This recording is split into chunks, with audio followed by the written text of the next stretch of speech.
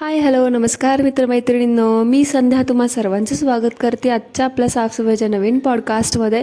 चला तर मंडळी जास्त वेळ वाया न घालवता सुरुवात करूया आजच्या आपल्या चर्चेला. परंतु मंडळी, पॉडकास्ट करण्या अगोदर काल जे प्रकरण झालं त्याच्यामुळे त्याबद्दल मला तुम्हाला रिक्वेस्ट करायची आहे. आपल्या आजूबाजूला अशी काही नालायक लोकं जी आजकाल जन्माला आली आहेत ना, म्हणजे जन्माला बरेच वर्ष झाली आले, पण ते ना पृथ्वीवरती अशी एक वजन बोज म्हणून झाली आहेत.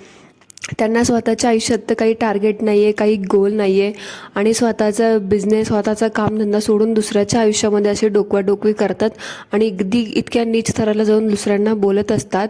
कालचं जे प्रकरण झालं मी त्याच्याबद्दलच माहिती आहे. तुमच्यापैकी बऱ्याच जणांना ते माहिती असेल की आपण कशाबद्दल बोलतो आहे ते आणि मी कशाबद्दल बोलते आहे ते.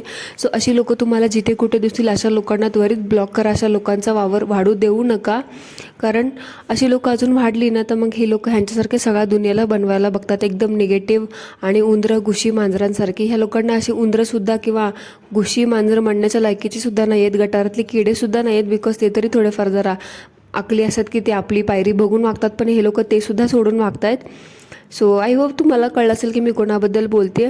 चला तर मग सुरुवात करूया आजच्या आपल्या चर्चेला. थंबनेल आणि टायटल बघून तुम्हाला समजलं असेल की आज आपण कोणाबद्दल बोलणार आहोत.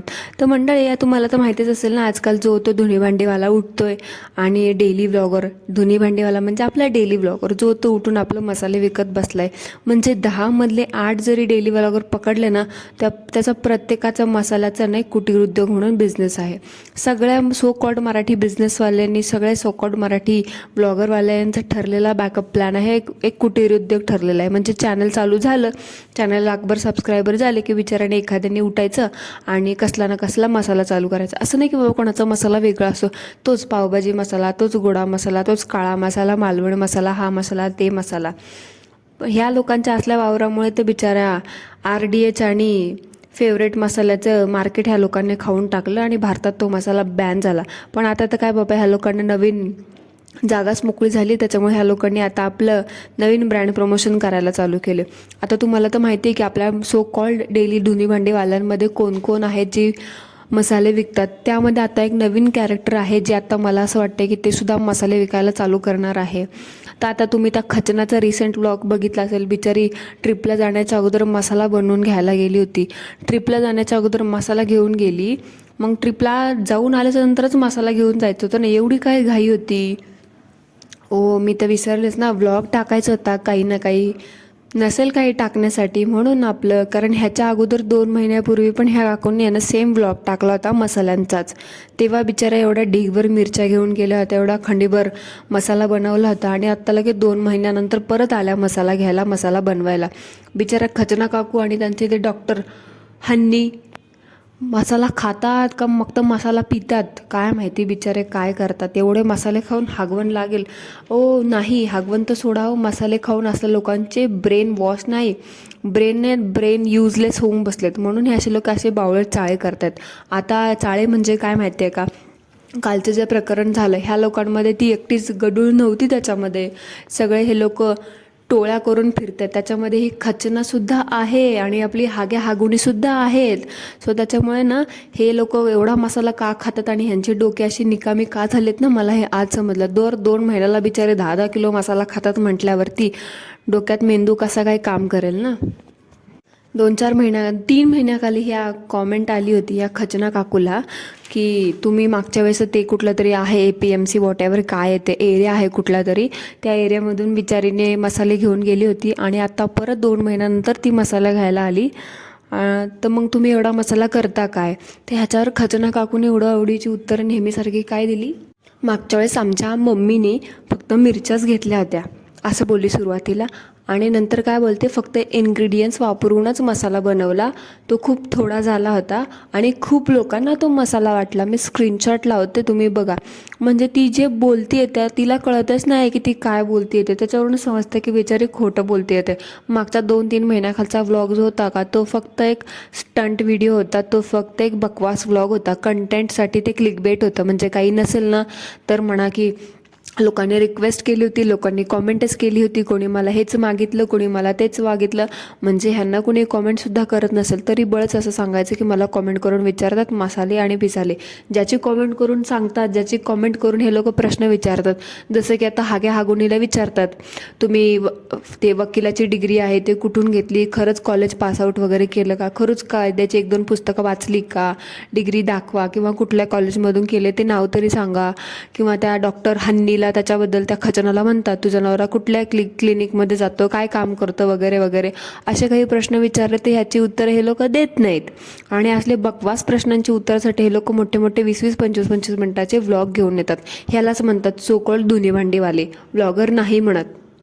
तर नेहमीप्रमाणे आपली भटकी जनावरं कंटेंटसाठी काही ना काही भटकायला निघाली, बाहेर पडाली. आणि नवीन जगासाठी म्हणजे नवीन काही जगाने कुठलाही कंटेंट पाहिला नसलेला असा ह्यांनी नवीन मसाल्याचा व्हिडिओ घेऊन आल्या. अहो खचना काकू, आता तुमच्या आईच्या नावावरती खपवलत मसाले वगैरे सगळं, पण त्या व्लॉगमध्ये तो मसाला तिसरंच कोणीतरी बनवला होता. तुमच्या आईने तिथे काय तुमच्यासारखं फक्त उठावरून शेळ्या हाकल्या, मग इथे तुम्ही असं मिसलीड करून क्लिकबेट का दिलं की बाबा आईकडून शिकले मी डॅश डॅश बनवायला.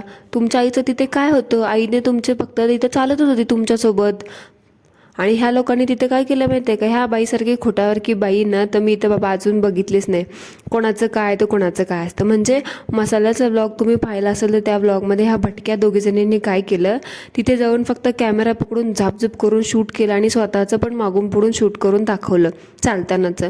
पण मेन मसाला तर तिसरंच कोणीतरी बनवलं होता. आणि कॅप्शनमध्ये देताना आईकडून मी हे शिकले, आईकडून मी ते शिकले. का हो खचना काकू, अजून किती खोटं बोलून जगाला फसवणार आहात. पण काय खचना काकू, ते म्हणतात ना एखाद्याच्या रग रग में होता है असा झूठ बोलना, त्याला तुम्ही तरी काय करू शकता ना. नाहीतरी तुम्ही आजवर तेच करताय. असे रोज खोटे बोलून टाकले नाही व्लॉग तर तुमचं एवढी तुम्ही जे मजा मारताय ती कशी मारली जाणार ना. आणि मंडळी, मी एक कॉमेंट दाखवते, ती कॉमेंट तुम्ही नक्की वाचा की तुम्हाला समजेल की ही कशी उडवाउडवीची उत्तरं देऊन ना लोकांना मिसलीड करून लोकांना वेड्यात काढता येते. आणि प्लीज मुंबईच्या लोकांच्या बाबतीत असं बोलू नकोस की मुंबईची लोकं तिथे राहतात पण त्यांना इथलं मसाल्याचं मार्केट किंवा फरसाण गल्ली, खाऊ गल्ली, ही गल्ली ती गल्ली माहीत नाही आहे म्हणून. मुंबईमध्ये जी लोकं राहतात ना त्यांना तुझ्यापेक्षा चांगल्या गोष्टी आणि अजून व्यवस्थित माहिती असेल. फक्त तुझ्यासारख्या घरकोंबडीलाच आजवर माहीत नव्हतं की असा कुठे मसाला बनवून मिळतो ते. त्याच्यामुळे लोकांच्या नावावरती लोकांची कसली गोष्टी खपवू नकोस तुझ्या कसल्या पण. उगाच दाखवते लोकांची काळजी आहे आणि त्यांचा किती पुळका येतो तुला आणि वगैरे वगैरे. आणि मंडळी तुम्हाला सांगू का, हिने मसाल्याचा व्हिडिओ कोणावरती कॉपी केलेला आहे. ते एक प्राजक्ता नावाची आहे एक व्लॉगर, तिने रिसेंटली एक शॉर्ट व्हिडिओ टाकला होता आणि तिचा शॉर्ट व्हिडिओ खूप व्हायरल झाला होता फवान बंधूच्या मसाल्यांचा. त्यांचाच बघून ह्या खचना काकूंनी ना व्हिडिओ बनवला आहे. खचना काकू, तुम्हाला वाटलं असेल की बाबा आम्हाला समजणार नाही, पण तुम्ही नेहमी आम्हाला हलक्यात घेता आणि अशा उचापात्या करायला जाता. आता तुमच्या नवीन उचापात्या तर बाबा लवकरच येतील सगळ्यांसमोर, पण तुम्ही आता थोडंसं जपूनच राहिलेलं बरं. सध्या गेल्यात खचना काकू ट्रिपला, भटकायला निघाल्या पुन्हा एकदा भटकी जनावरं भटकायला. आजकाल जशी भटकी जनावरं फिरतात बघा आपल्या आजूबाजूला नवीन नवीन आयडीज घेऊन, नवीन नवीन थोबाडा घेऊन, पण त्यांची भाषा ना तीच असते एकदम नीच दर्जाची.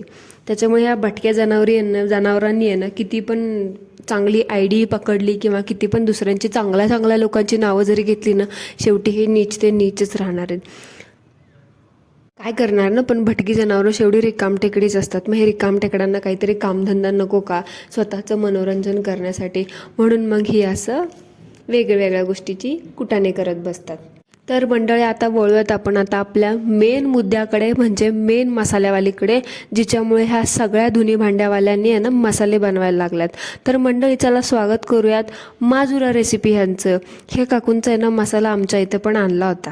म्हणजे पण जसं ह्या काकूंनी आहे ना जशी त्या मसाल्याची एक फेक इमेज बनवली आहे ना स्वतःच्या चॅनलसारखी, तसंच तो मसाला पण फेक आणि बकवास वाटला. म्हणजे पावभाजी मसाला आणि कांदा मसाला आणि तो गोडा मसाला वॉटेवर ते 3चं पॅक होतं काहीतरी, ते मला अगदी सेम टू सेम वाटलं. म्हणजे असं एवढा काही वेगळा फरकच नाही वाटला त्याच्यामध्ये. टू बी व्हेरी ऑनेस्ट, मी असं नाही म्हणत की बाबा मी तिला हेट वगैरे करते काय करते, पण बघा आता गोडा मसाला, काळा मसाला, पावभाजी मसाला, सांबर मसाला, ते फेवरेट ब्रँड वगैरे आहे ते RDH वगैरे आहे त्यांच्या मसाल्यांची टेस्ट वेगळी लागते ना. पण ह्या काकूबाईंच्या मसाल्यांची टेस्ट ना, रंग पण सेम आणि टेस्ट पण सेम. म्हणजे मला कळलंच नाही, मला वाटलं बिचारीने चुकून मिसलीड वगैरे किंवा मिसअंडरस्टँडिंग वगैरे झालं असेल किंवा एखादं चुकून सेम लेबल छापलं असेल. पण त्याच्यावर आतमध्ये पण तेच होतं की हा पावभाजी मसाला आणि हा गोडा मसाला आहे, पण त्याच्यामध्ये सगळं सेम टू सेमच होतं. कसं काय हो.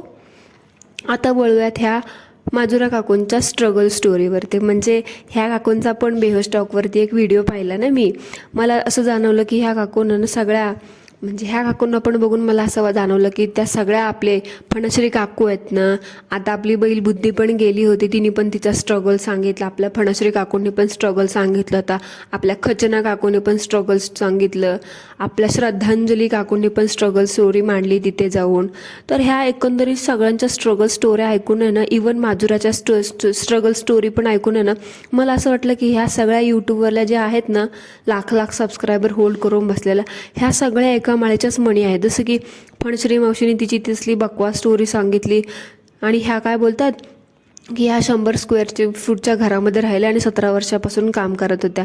म्हणजे ह्यांनी पूर्ण इंटरव्ह्यूमध्ये ह्यांनी जिथे इंटरव्ह्यू दिलेत ना, तिथे ह्यांनी फक्त 17 वर्षापासून काम करते, मी 17 वर्षापासून काम केलं, मी खूप स्ट्रगल केलं, मी असं केलं, मी तसं केलं, फक्त एवढं ह्याचीच टिमकी वाजवली. अहो माजुरा काकू, जरा दम धीर धरा. तुम्ही तुमचंच किती स्वतःचं कौतुक करताय. आपली ती गोडबोले काकू कसं फक्त ओव्हर पॅम्पर्ड आहे, फक्त मी करते. तसंच ह्या माजुराचं पण आहे, फक्त मी. त्या रेसिपीला तर फक्त रंगच असतो, बाकी तिला चव बिव काही नसते. इवन मला तर त्या मसाल्यावरतून कळते की ती रेसिपी किती बेचव असणार आहे. फक्त बघण्यासाठी ती रंग दिसते, बाकी आतमध्ये ती निव्वळ युजलेस आणि टेस्टलेस असेल. आता हे काकू म्हणतात की फक्त मीच सगळं केलं. तर काकू, मला तुम्हाला एक प्रश्न विचारताय. तुमच्या नवऱ्याने वगैरे किंवा तुमच्या भावंडांनी वगैरे तुमच्यासारख्या वयामध्ये बऱ्याच लोक आहेत ना, त्यांनी काही कधी कामं वगैरे केली नाहीत का? तुमचंच काय एवढं 17 वर्षापासून मी काम केलं. तुम्हाला करायचं होतं म्हणून तुम्ही केलं, तुम्हाला कोणी बळजबरी नव्हती केली. उगाचच आपलं ते टिमकी वाजवणं बंद करा की मी केलं 14-15 वर्षापासून काम. फार 14-15 वर्षाची लहान पोरं पण आजकाल काम करतात. त्यामुळे एवढं स्ट्रगल स्टोरी सांगू नका. आणि एवढं काम केलं तर केलं कशासाठी केलं? अमेरिकेला जाण्यासाठी केलं ना. मग आता बसलात ना तिकडे जाऊन, मग बसा ना. कशाला वगैरे सारखं म्हणायचं मी एवढं कष्ट केलं, मी तेवढं कष्ट केलं, मी स्वतःच्या संसारासाठी केले, स्वतःची ऐशमौज करण्यासाठी केले का, लोकांसाठी केलंय का? उगाचच आपलं सांगायचं मी हे करतो. आणि आपण ज्या विषयाबद्दल बोलतोय ना, त्या विषयाची पहिली माहिती गोळा करत जा, समजलं ना. पहिलं तुम्ही म्हणालात की तुम्ही पुण्यामध्ये वाडा संस्कृतीमध्ये राहत होता. वाडा संस्कृती होती, पण ती संस्कृती, वाडा संस्कृती अतिशय वाईट, इन्सिक्युअर. त्यामध्ये दिवसा ढवळ्या ड्रग्स घेणे, मर्डर करणे वगैरे, दारू पिऊन फिरणे वगैरे, ह्या असल्या सगळ्या गोष्टी अगदी सहज होत होत्या. आणि कुठून तेव्हा दिसल्यावर तुम्हाला हे सगळे असले अश्लील प्रकार तिथे? पुण्यामध्येच राहत होत्या का कुठल्या झोपडपट्टीत राहत होत्या हो नेमकं? मला सांगा बरं एकदा, पुण्यामध्ये अशी कुठली जागा आहे आणि वाडा संस्कृती किंवा कुठल्या वाड्यामध्ये असं झालं, एखादी घटना असेल जिथे ॲक्सिडेंटली असं काही झालं असेल, पण तुम्ही म्हणताय की एव्हरी वाड्यामध्ये असं होतं. म्हणजे काय सगळेजणच काय खून बिन करत बसतात का? काहीतरी उगाचच आपल्या तोंडाला येईल ते बेहोश टॉकमध्ये जाऊन आपलं बेहोश करण्यासारखं बोलून टाकायचं लोकांना. उलट पुण्यामध्ये काय इतर कुठली पण वाडा संस्कृती असू दे, बीड जिल्ह्याकडे वगैरे गेलात का, तिकडे सुद्धा वाडा संस्कृतीच आहे. पण तिकडची घरं ना खूप सुरक्षित आहेत. आम्ही स्वतः त्याच्यामध्ये राहिलेलो आहे. त्याच्यामुळे तुम्हाला जे वाटतं ना की बाबा असं तसं, एखादा अनुभव बघितला असेल तुम्ही, त्याच्यामुळे तुम्ही सगळ्यांना सरसकट नावं नाही ठेवू शकत. काय माहिती कुठल्या झोपडपट्टीमध्ये राहत होते आणि आली मुठ्ठी बोलायला शहाणे की वाडा संस्कृती अशी आणि वाडा संस्कृती तशी. म्हणजे त्या बेहोश टॉकवाल्यांना तर अक्कलच नाही आहे, कुठल्याही लोकांना बोलवतात. म्हणजे कमालच आहे बाबा. उद्या माझे जर 70-80 मिलियन झाले, तुम्ही मला पण बोलवाल का की बाई तुझी स्ट्रगल स्टोरी सांग म्हणून? हे बरं आहे. म्हणजे काय स्ट्रगल स्टोरी, म्हणजे हे लोक स्वतःच्या फायद्यासाठी सगळ्या गोष्टी करतात, स्वतःचं आयुष्य बदलवण्यासाठी सगळं करतात. कोणी बापाचं मध्येच खेचते, कोणी आईला मध्येच खेचते. ही बाई म्हणते खूनच होत होतं तिकडं, असं तुम्हाला अमेरिकेला जायचं, तुम्ही 17 वर्षापासूनच काम केलं. ह्या सगळ्या गोष्टी हे लोक स्वतःसाठी करतात. ह्याच्यामध्ये ह्यांचं स्ट्रगल तर कुठे काहीच नसतं. मला कळतच नाही बाबा. आणि ह्यामध्ये ह्या माजुरा काकूंच्या सगळ्या चुका आहेत ना, ह्यांनी पण तरुणपणात बऱ्याच चुका केलेल्या दिसत. त्याच्यामुळे त्यांना आहे ना ह्यांच्या घरातून बाहेर काढलेलं आहे.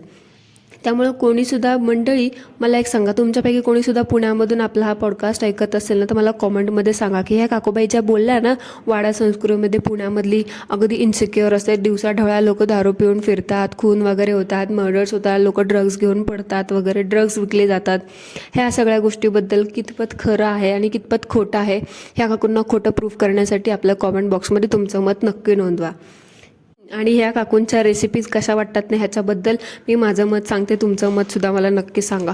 म्हणजे मी आणि माझ्या घरामध्ये ना, आम्ही बऱ्याच जणांनी आहे ना, म्हणजे सुरुवातीला कसं असायचं माहिती आहे का, आता ह्या काकू पण म्हटल्या, जेव्हा 17-18 साली यूट्यूब चालू झालं होतं का, तेव्हा फक्त 4 जणच कोणीतरी कॉन्टेंट क्रिएटर होते जे म्हणजे रेसिपीज वगैरे बनवायचे. तेव्हा ह्या म्हटल्या वांग्याचं भरीत, ठेचा वगैरे ह्या गोष्टी पहिल्या सर्च केल्या तर मिळायचंच नाही. आणि भारतामध्ये यूट्यूब तर खूप उशिरा इंट्रोड्यूस झालं, म्हणजे जेव्हा 19-20च्या आसपास मला असं वाटतंय, 18-19-18च्या दरम्यान आपल्या भारतामध्ये जेव्हा जिओचं ते काय म्हणतात, जिओचे रिलायन्स वॉट एव्हर ते सिम कार्ड डेटा वगैरे, तेव्हा ते खूप जास्त इंट्रोड्यूस झालं आणि कोपऱ्यापर्यंत पोचलं. आणि तेव्हा लोकांना समजलं की कॉन्टेंट क्रिएशन काय असतं आणि ह्याच्या थ्रू पैसे पण कमवता येतात. पण ह्या काकू गेली 20-25 वर्ष झालं तेच रेसिपी टाकतायत, तेच रेसिपी हे करून लोकांना वेडं बनवतात. म्हणजे त्यांच्या चॅनलवरती तुम्ही जाऊन बघा, जवळजवळ ह्या गेली 20 वर्ष झालं एकच रेसिपी दाखवून, एकच प्रकारच्या गोष्टी दाखवून लोकांना वेडं बनवतात. म्हणजे हिवाळा आला की हिवाळ्याच्याच रेसिपी दाखवायच्या, अक्षय तृतीया आली की अक्षय तृतीयाच्याच वस्तू, म्हणजे जवळजवळ सेम रेसिपी तुम्ही आता गेली 20 वर्ष म्हटल्यावरती बघा ना, त्यांनी एखादी डिश आहे ना जवळजवळ 300-350 वेळा तर अपलोड केलीच असेल ना. मग मला सांगा, आता मी जर पुढचे 15-20 वर्ष माझा कॉन्टेंट असा चालू ठेवला तर माझे पण होतील की मग 70-80 मिलियन, का नाहीत होणार. पण आम्ही असा ह्यांच्यासारखा बकवास रिपीटेड कॉन्टेंट नाही टाकणार जे ह्या काकू टाकतात आणि म्हणे आम्ही खूप हे केलं ना, आम्ही कुठं ते केलं. हां, वळूयात आता आपण ह्यांच्या रेसिपीच्या रिव्ह्यू करे. ह्या काकू सांगतात की बाबा मी खूप छान होतं, खूप आहा मस्तच भन्नाट झाली, एकदम भन्नाट. नक्की ट्राय करा आणि मला कमेंटमध्ये नक्की सांगा भन्नाट. मला त्या भन्नाटचा ना अर्थच कळत नाही. ती ज्या सुरामध्ये भन्नाट म्हणते ना, त्यामध्ये ती पहिल्या क्षणाला फेक वाटते. म्हणजे मी हिच्या बाईच्या आजवर जेवढ्या रेसिपीज ट्राय केल्यात ना, तेव्हा त्या माझ्या रेसिपीज फेल झाल्यात, बिघडल्यात. म्हणजे सुरुवातीला लॉकडाऊनमध्ये वगैरे मी म्हटलं की चला ठीक आहे, आता घरात बसून तर लॉकडाऊनमध्ये तर काही काम नव्हतं, म्हटलं ठीक आहे एखादं ट्राय करूयात आपण ह्याची एखादी रेसिपी. पहिल्यांदा फेल झाली, दुसऱ्यांदा पण फेल झाली, सेम रेसिपी तिसऱ्यांदा पण फेल झाली. याला म्हटलं पहिल्यांदा पण फेल, दुसऱ्यांदा पण फेल, समजू शकतं की बाबा प्रमाणामध्ये किंवा पाणी कुठल्या गोष्टीमध्ये कमी जास्त झाली असेल. पण सेम टू सेम मेजरिंग थिंग्सने सेम माप घेऊन वगैरे वस्तू कशी काय बिघडू शकते. मला तर कधी काय वाटतं माहिती आहे का, मे बी ही काही टिप्स आहे ना, एखादी गोष्टी वगैरे जे त्यात मिक्स करायची असेल ना, ती तिच्या ऑडियन्सला ना म्हणजे आपल्याला मुद्दाम सांगत नाही आणि स्वतः मात्र ती गोष्ट त्या रेसिपीमध्ये यूज करून एकदम मस्त रेसिपी बनवून सांगते आणि तुम्हाला म्हणते तुम्ही पण सांगा कसं झालंय ते, नक्की ट्राय करा. आहा एकदम भन्नाट, आहा एकदम बकवास रेसिपी असतात तुमच्या. काय माहिती कसं लोकांनी 70 मिलियनपर्यंत पोहोचवलं. आता ते एवढी 20-20 वर्ष रटाळ रेसिपी दाखवणार म्हटल्यावर ते कसं काय होणार ना. ऑफकोर्स होणारच. उद्या मी पण तुमच्यासारखं स्वतः अजून 20 वर्ष राहिले तर ऑफकोर्स व्हाय नॉट, माझ्या पण होतील सो कॉल्ड 70 मिलियन्स. असंच असतं बाबा, काय सांगायचं. आता कोणी म्हणेल चांगल्या नसतात रेसिपी तरी मग एवढ्या 70 मिलियनपर्यंत कसं पोचलं असेल. तर मंडळी तुम्हाला एक सांगू का, आता जेव्हा माहीत नव्हतं तेव्हापासून हे लोक करतात की बाबा यूट्यूब, आपल्याला तर माहीत पण नव्हतं यूट्यूबचं व्हाय, तेव्हापासून हे लोक करतात. मग 20 वर्षामध्ये पॉसिबल आहे ना, होऊ शकतं. आता इवन कसं आहे माहीत आहे का, मी ज्या लोकांना सबस्क्राईब केलं आहे ना त्या लोकांचे व्हिडिओ मी तर बघत नाही. आणि माझे असे गेल्या 4-5 वर्षामध्ये 4-5 मोबाईल असतील आपले, ज्याच्यावरून आपण एखाद्या चॅनलला सबस्क्राईब करतो आणि कधी तो मोबाईल हरवतो, तो मोबाईल बंद पडतो वगैरे. मग त्या चॅनल थ्रू आपलं ते सबस्क्रिप्शन त्यांच्या त्या चॅनलला ॲडच राहतं. अशा काही गोष्टी पण असू शकतात ना. आता माझे स्वतःचे 5 मोबाईल खराब झाले म्हटल्यावरती विचार करा ना, जगात किती संख्या आहे, भारतामध्ये किती लोकसंख्या आहे, त्याच्या हिशोबाने एक अंदाज लावूच शकता ना. सो असं काहीसं आहे. आणि असं काय दाखवतात की बाबा गेल्या वर्षापासून किती मी कष्ट केले आणि किती काय केलं, किती रट्टाळ आणि बकवास रिपीटेड तोच बकवास कंटेंट दाखवून आहे ना, तुम्ही पार आळणी करून ठेवलं ते सगळं. सो एवढंच म्हणायचं आहे की थोडं क्रिएटिव्ह काहीतरी दाखवणं नसेल दाखवणं होतं आता ते बंद करा ते रेसिपी. परत डोक्यात येणं बसायला लागलं ते वांगं वांगं वांगं. आमची ती वांगेवाली बघा वांगं खाऊन खाऊन मेंटल होईल आता थोड्या दिवसांनी. आली मट्टी वांगं दाखवणारी. एकदम बकवास रेसिपी असतात. इवन मला तर बिलकुल पटत नाहीत.